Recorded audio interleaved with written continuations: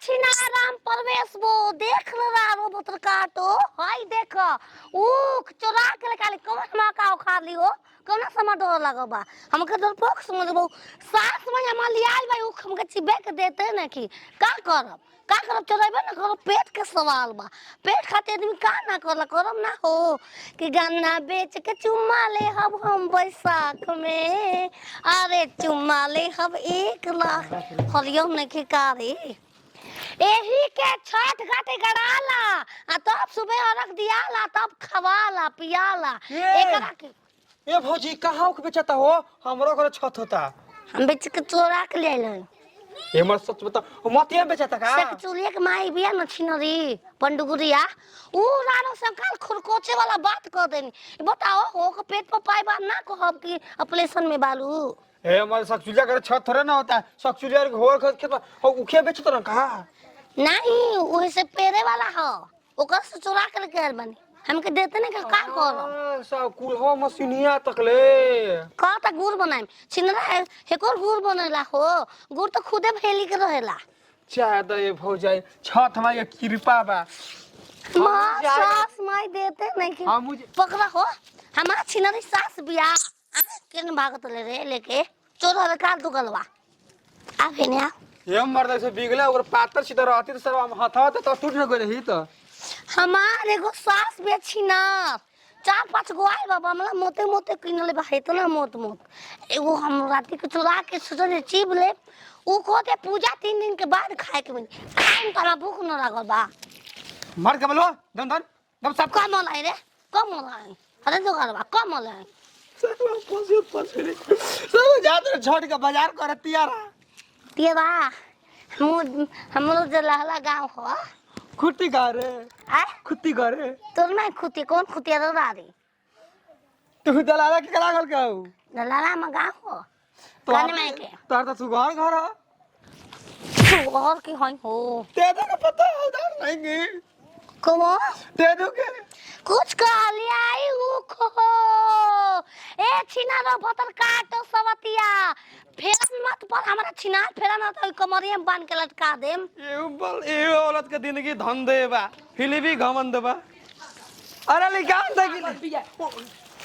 ए बच्चा सुन रहा है ये नाती भागत के बारे तो गलन हे मैं बता के एगो मेहरान बतिया रे खड़ा होके गोरगार बे सुघो सागर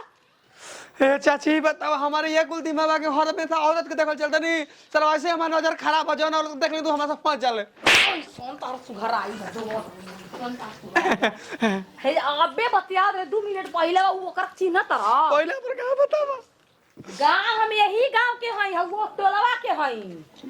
सारामा शंकर वो रामा शंकर बा मामा सुदावा ई बताओ है जनबे बतियावत रहलसी जे में मौगी उ केने गइलसिया अच्छा है हां बच्चा छठ करतनी आ जान ल कीन के आइल बा उ 5 आदमी छठ करतन जा हमरा घर गोइल ले बच्चा दे द एगो दे द छेव दे द तारा पता बा जब तक पूजा ना होल तब तक सेव ना भेजला अब घरवा में गोई नहीं के 5 रुपया दे के फुसला दे आ झपाटा मार के 5 गो उखड़ के गायब हो गई दिया बताओ ए चाची देखो नी हां आ जानता रू उ पागल हिया पागल तो लाग आप पूछनी तो उखिया तो कहते हम सब चुलिया के मशीन पर रहे सकचिलिया उनकर माई के भतार ह छिनरो के हमारा घर से अंगना में लेबले के भागल बे बच्चावा के मछला के पतो है हमन ये गांव के हां दक्षिण तला जन खड़ा बाबा अच्छा के मछला के मार के फिर बिया पर झुक नदी बेटा छठ अरे मारे तला साइकिल को ताला ना छठ गीत जब बाजत न कोनो मेहरारू गावत ऐसन बड़ा मन में दुखी अरे नीचे वाला नोचता भतार खोरो कोचता नीचे वाला नोचता भतार खोरो कोचता के दोनों मनावता नहीं हो नहीं मानोता अरे नीचे वाला नोचता भतार खोरो कोचता नीचे वाला कहां से कोई मशीन पसे केकरा मशीन पसे वो चीनी बने वाला हमनी घरे छठ थोड़े होता देखो तो हम चिभम ना हो चोरी में बानी हई ऊख चोरा के ले ली हमारा केकरा घर से अपना घर से छठ मैया के कुल ऊख धइल बा चोरावल ना जाला कुछ छोट मैया माटी के बरूची भी बा मोर हम पैर दुखात हम चिभम ना उ माटी के बाड़ी तब का खाली माटी के लौकत भर बाड़ी शक्ति ई बहुत पामो हिती गुबारी का तू करी बहुत बड़का बाड़ू।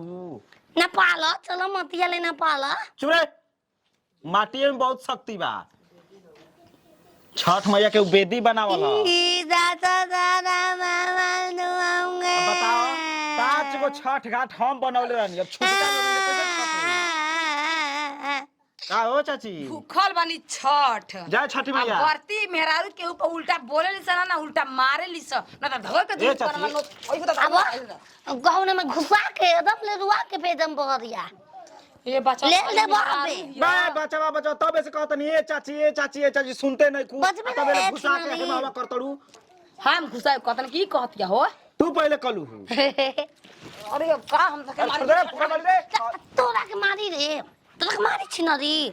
हाय उख द बच्चावा कैसे उख दे केहू के उख दे दी। लोग हमारे परल बा। आंगन में से भागल बेले के छठ पर 5 गो आदमी हमनी के घरे आ गोइल मांगते दे द कुछ दे द हमको चल 5-10 रुपया जा दे दे चाची गलती सही माफ करिया। यही से छठ मैया के कृपा बा अरे धके कमरिया होरी और सूर्या खींच रे हो राजा जी धके कमरिया होरी और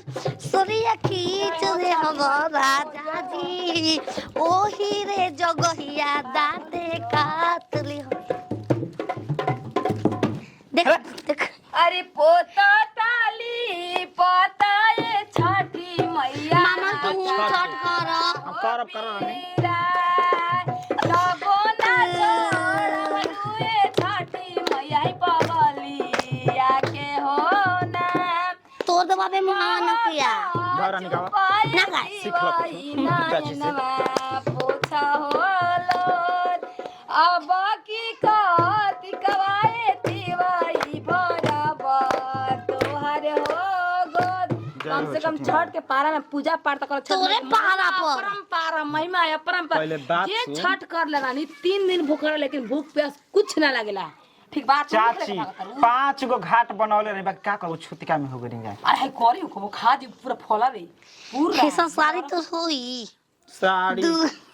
अब साड़ी छठ बुके में का देखे ऐसा दू रंग के बात तो दिखा इस दिखा तरंगिया पहने ली। पहले बार मंगरे बार ना कौनो सामान किने लिए वो कोई रोज खाए एक लेके महीना आवा चर्चा में रखेली कौनो सामान चाची ऐसा है। ए सब अब हम भूखल बानी है तू सब छिनार तोर माई के ढोल के में आग लगाओ ओ धुड़ुकिए में उखिया गाड़ देब रे मारी ए चाची अरे छठी माई के लावाल फूल फुलावरिया ओ मांगनैया रखे गाछ ओ मानरिया के गाछ छठी माई के लावाला फुलावरिया ओ नारिया के गाछ ओ माने बुआ ए बात सब दुनिया चाहिए हमारा घाटी पर ना जाए के हम का पंखा नहीं। तू भूखा बा मत छुटका में बन कैसे भूखल बोले कहां ए चाची आ उख नहीं खे ए मिलत। बचवा 5 दिन पहिले से किन गेल बाजार में उख मिल ए राम कुआर के मार उख ढले बना सब ट्रैक्टर आ ओ जे बा अरे जा फेर गइल। आ सुना 85 रुपया के 5 गो 85 रुपया के 5 गो लेकिन 5 दिन पहिले के पैसे सुखा गेल बचावा ई छोड़ दे जो हमें का पैसा दे आ दो पैसा हम दूसरा उख किन ना के ना दे। किना के छठ माई के महिमा खातिर तो काय खातिर दीदी अब तो सब कर लहरी तहर ना लहरी ई गोइल हो